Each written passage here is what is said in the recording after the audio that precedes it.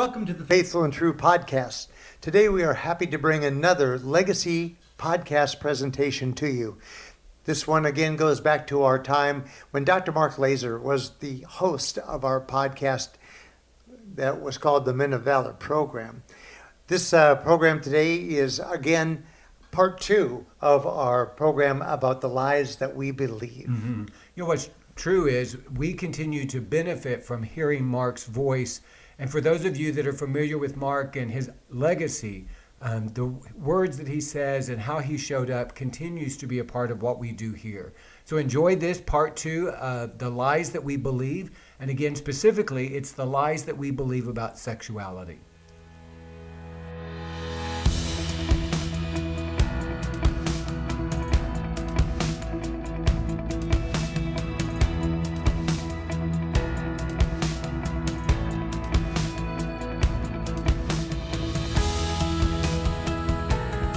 Today we're continuing a series on the lies we believe in our culture, and this is the idea that sex is equal to love. That is a huge equation there, isn't it? Well, I think the way to start off is just to recognize that we use the word love to describe having sex. So we say, I made love to my wife. And that means we had sex. So that's the idea that if we love someone, then we are going to be sexual with them. And I want to get back to the lies that are part of culture. Culture teaches us, I think, that if you love someone, even if you like someone, even if you're kind of a friend with someone, it's okay, therefore, to have sex with them. That's part of it.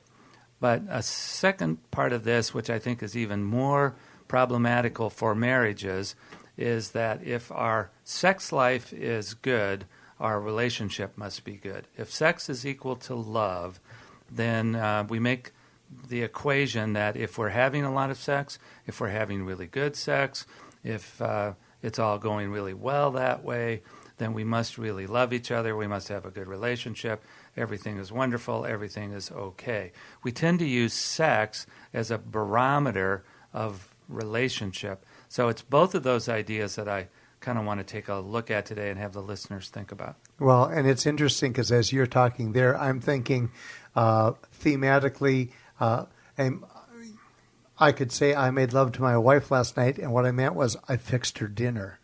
I could mean that. Yeah, that's what I mean. Is my care and affection for her led me to say, you've worked hard, all week long. Yeah. Let me make dinner tonight, and it's an act of love. Well, it could be an act of love, and you might exactly be right. It might be that making dinner for her is more about loving her than anything else.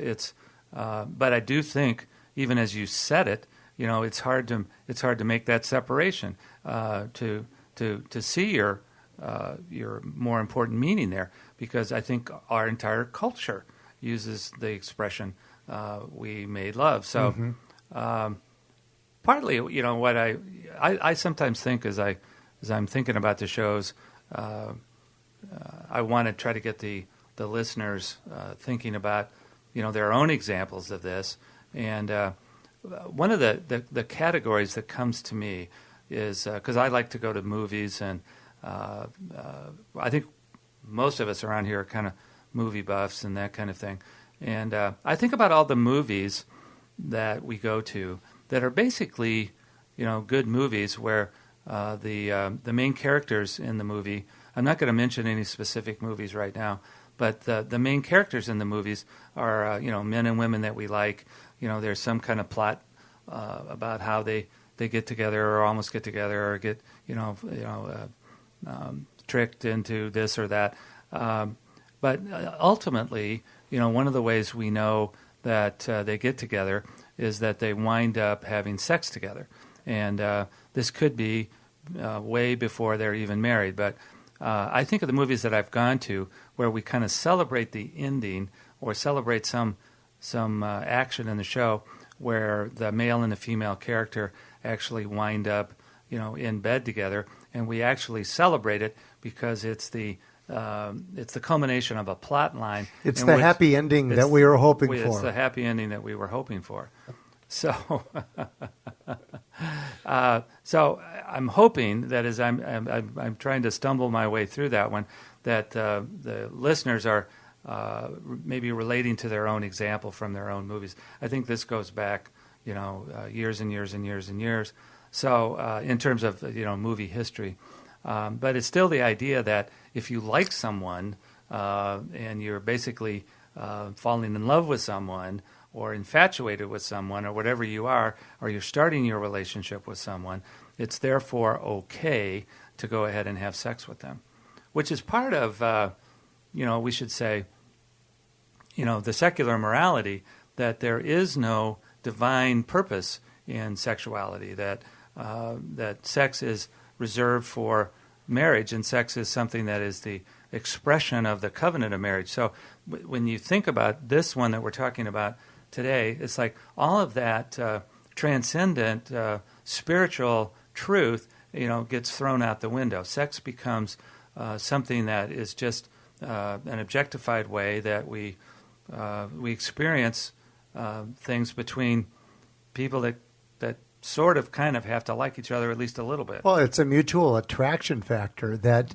the spirituality does not enter the equation in these movies that you're talking about. That's You right. you never see a spiritual connection between the couple on the screen. Yeah, that would be rare. There are a few movies coming out these days that are Christian in nature. We saw a great one last night called God Is Not Dead Too.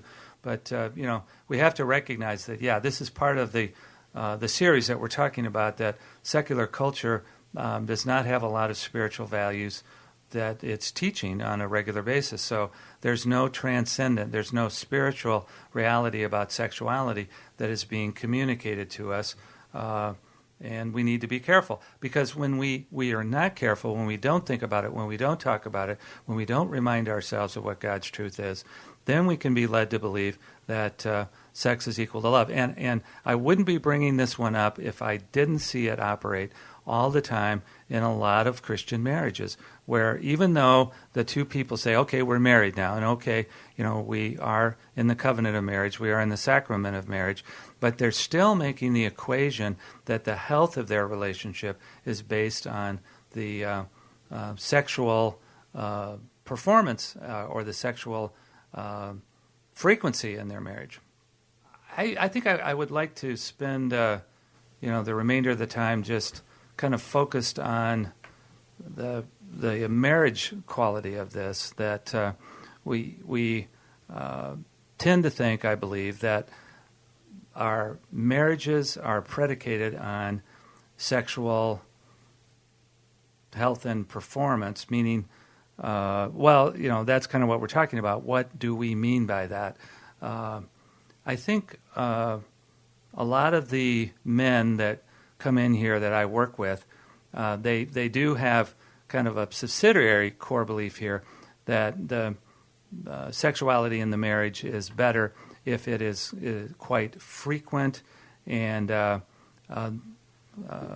sometimes enjoys a certain variety of expression and spontaneity, and those kind of things. And I think it's a very, very dangerous equation to make, to think that my wife will love me more does love me more if she says yes to sex, even if she doesn't feel like it. I think that sometimes goes along with this, that she is in fact serving me, being kind to me, nurturing to me, if she is willing to participate, even if for whatever reason and for whatever good reasons she's not herself in the mood, doesn't really have the energy, doesn't really feel connected to me, but nevertheless goes ahead and participates anyway. And so what is your recommendation as you work with all of these men and work with these couples? Let's say the situation is that she is never as interested as the husband is. And so how is that appropriately promoted so in a non-aggressive way that would be pleasing to both? Well, I think it's going back to recognizing the what we've been talking about in this series, the spiritual or transcendent reality about sexuality, that sexuality is, in fact, an expression of the spiritual connection between a husband and a wife. So if we talked earlier about the fact that I made love with my wife, and that referred to sex, the Bible would say, when it talks about Adam and Eve having sex together for the first time, it said Adam knew Eve. So it would be, in a way, kind of an interesting thing to experiment, wouldn't it, to say about sexuality that I had sex with my wife last night and I really knew her. I spent time getting to know her emotionally and getting to know her spiritually, and that the sex that happened, if it did, was an expression of that. So I think it's always to remind us to get back to what is the higher spiritual truth here, that sex is not, in fact, equal to love, that sex does not bring love into the relationship simply by the performance of it. Well, it seems that as we're talking about our world today and culture today, never more than our current world do we see or observe that theme being promoted. Well, that's exactly right. You'd be hard-pressed to think of examples where that particular truth or that particular value is being taught. I think there's a lot of, on the other hand, going back to what we were talking about last week, just a lot of promotion of just getting as much random sex as you possibly can. So what I really wanted to speak to, I think, today in this one is the mistake that I think a lot of people make that about whether or not their husband or their wife loves them in terms of their willingness to be sexual with them. And I'd like to speak against that I know that there have been, plenty of times in our relationship where, sex was not something that was going to happen, but, I have learned over the years to not make that association. That right. That does not have anything to do with whether or not Debbie, in fact, truly loves me, wants to serve me, cares about me, and all of that. Well, I think that's one of the biggest favors that a husband can do for himself, is to come to that understanding. Right. That is right. And by the way, we should recognize that there's times when this goes the other direction. I mean, we think that it's always the men who are necessarily making this equation, but I think sometimes it's also the women that have been taught this same equation, that sex is equal to love, and so they're operating under the pressure that it's something that they need to be involved with. Like I said earlier, they need to submit to, or they need to agree to. Another part of it is even been promoted by some of the popular books in our field about sexual purity, that if sex is equal to love and a wife loves her husband, she's going to have sex with him every so often, and that will be, the way that he maintains his sexual purity or sexual sobriety. So it kind of becomes the wife's responsibility to keep him on the straight and narrow.